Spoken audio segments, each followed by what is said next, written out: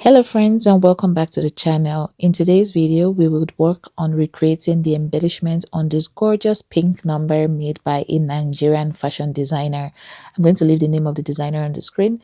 Feel free to go connect with them on their social media platform. If you've been interested in learning all about all that I'll be sharing with us in today's video, please make sure to watch this video all the way through. Remember to subscribe to the channel if you're yet to subscribe, like, share, and don't hesitate to drop your thoughts in the comments.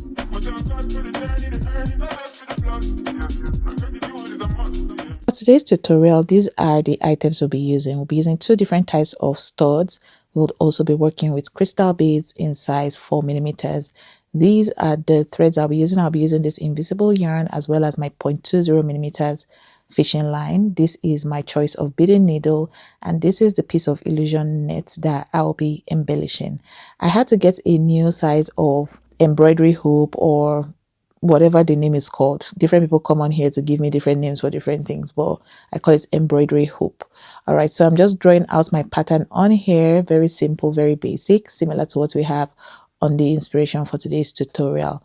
Next up, I'll start beading. I'm starting off this beading process by knotting up my stitch. I'm working with my invisible thread, like I said before, and my 0.20mm fishing line. I will show us the end result, and then will let me know which one of the two threads we believe looks nicer on illusion mesh. What I'll be doing right after this portion of knotting up my stitch is picking up two pieces of crystal beads and then one piece of my stud. Okay, I have two different studs. I've talked about these studs in a different video. I like one and I don't really like the other, and yeah, I would also share why I like one and don't really like the other as we go along in today's video. This portion of the video, there's not much talking to do, right? Just look at what I'm doing and replicate it on your own project. Okay, I'd also like to just talk briefly about pricing when it comes to embellishments. Of recent, I've been seeing a lot of comments from us, people just saying, oh, Funmi, how much do you think I should charge for this type of beading? Oh, how much do you think this type of beading is worth if I'm going to charge a customer? And to that, what I would say is it's left for you to determine how much you want to place on your service as a beader. Okay, and if you're a fashion designer that you do the sewing as well as the embellishment of outfits, I can't come on here and tell you that this is the right price for a beadwork, right? I don't think I have that authority. As a beader, there are just certain factors that you need to consider when placing a price on your service, right? You need to look at the cost of the items you're using. How much is the bead you're using? What quantity of bead are you using? Okay, how much is it going to cost you in total when you basically buy all of the things that you need? Your threads, your needle, your beads, your stones, your studs, your everything that you're going to be using, right? Determine the cost of that. And also you have to factor in the cost of your time, the time that you're spending on embellishing. How much is that time worth to you? The skill as well, your expertise as a beader, how much are you going to place as a price for the expertise that you're putting into the work that you're doing? All of these things come together to determine how much your beadwork is going to cost. It's just like fashion design in general. Different fashion designers put different prices on their clothes, okay, the clothes that they've made for people. The price that Vicky James will charge a client is not the same price that a different fashion designer would charge, right? Different fashion designers, based off of their years of experience, their name, their brand as a whole, the quality of the tools and accessories that they're using, all of these things come into play, right?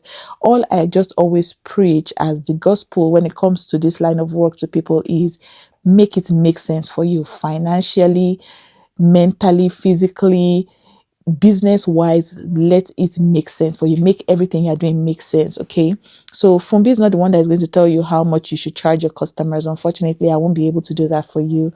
I know a lot of people put up all these comments hoping that I will come and tell you, oh, this your bidding should cost 10,000 naira. Oh, it should cost $10,000. But I'm not the person that is going to do that for you, right? It's left for you to sit down and determine how much all of the things you are putting together in order to create what you are creating. What are those things worth to you? And I feel like there's also the place of delusion when it comes to pricing, right?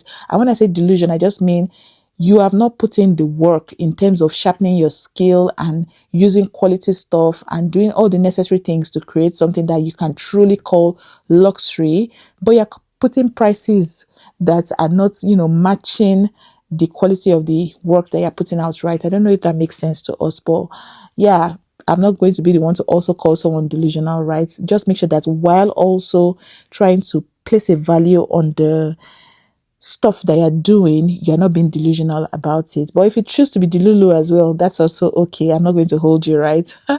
It's not me that will also, make that call for you. Let's just all just make sure that when we are doing things, we are doing things the right way, basically. I hope that makes sense. So all I've been doing is just picking up 2 pieces of crystal beads and 1 single stud, and also picking 2 pieces of crystal beads and passing through my illusion mesh, and I will show us the end result again. For the second line, which I'm on currently, I'm picking up just beads, right? I'm not adding studs to it. I just decided to just do that just to create some kind of pattern to the work, right? If you choose to put studs on every single line that you're beading on, that's also fine. If you choose that, okay, you want one line to be just studs and the other line to be just beads, the combination, the pattern of what you're doing, there's no limit, okay? You can be very, very creative with your work and just make sure that everything looks beautiful at the end of the day. There's no limits to how creative you can get with this style of beading, okay? And it's very simple in my opinion. I feel like this particular style of beading, very simple, very easy, and it also looks absolutely phenomenal. When I saw that outfit on Instagram, I thought it looked absolutely beautiful, and that was why I decided to come on here to basically teach us as well, for those that are interested in recreating something similar to that for their next outfit design. If this is your first time stopping by my channel, hello, my name is Funmibi Olawore. I am a fashion enthusiast based in Edmonton, Alberta. I like to come on my channel weekly to share videos relating to beading and embellishment, fashion design, self-improvement, and occasional vlogs where I share things going on in my personal life. If you'll be interested in being a part of my Instagram, yes. If you're interested in being a part of my Instagram community, please make sure to follow me on Instagram. My handle is always on the top left corner of the screen on every video that I post. But if you would also like to be a part of my family on here on YouTube, please, please, please remember to hit the subscribe button and become a part of us. I would really, really love to have you on here. All right, friends, so this is the end result of today's beadwork. We see how this looks very similar to the inspiration for today's tutorial. I hope we all enjoyed it. And the little conversation about pricing, I hope we all basically understood the point I was trying to make.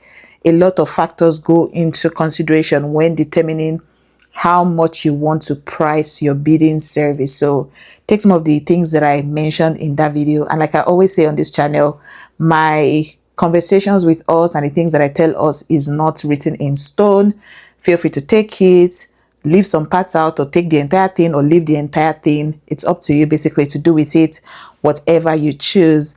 If you enjoyed today's video, please be sure to give me a big fat thumbs up. Before we get to that though, let me show us the back. This is what the inner portion of the net looks like. I used invisible thread here and this 0.20 millimeters fishing line, and invisible thread here and the 20 millimeters fishing line in here. So guys, let me know down in the comment section, which of the end results do you prefer? Do you like the finishing, the inner portion of the invisible thread, or the one of the 0.20 millimeters fishing line? Let me know your thoughts in the comment section. But this is what the outer portion looks like. Absolutely phenomenal. I used the cheaper stud here. That's what I used here. And you guys see that it looks nice on camera. And I used the more expensive stud here. This one sparkles and shine and it does not tarnish. While this other one that I got, I talked about this stud on the channel. This one, it started tarnishing on some projects that I used it for back in the day. Thankfully, I made those things for myself. It was not for a customer. So yeah, this one was more expensive. I got these studs from Mr. Okoro in Rumomasi, Port Harcourt, River State, Nigeria. I miss my Port Harcourt vendors so much. Like, oh my goodness. I got this hoop from Michael's, and it's just, I just miss the way markets and market setting basically in Nigeria is. I miss that experience so much, and I can't wait for the next time I find myself in Nigeria. Abigail is the one doing the most in the background as usual. She's my assistant bidder. If you enjoyed today's video, please be sure to give me a big fat thumbs up. I would really appreciate it. Guys, please remember to be liking my videos. It helps me a lot. The hiatus I took in 2024 seems to be affecting my channel a lot, and I'm working on just gaining momentum again, and I would really appreciate your help. Please hit the thumbs up button, subscribe to this channel if you're yet to subscribe, recommend my channel to your friends and family. Feel free to drop your thoughts in the comment section. And yeah, friends, I can't wait to see you all in another amazing video very soon. Bye.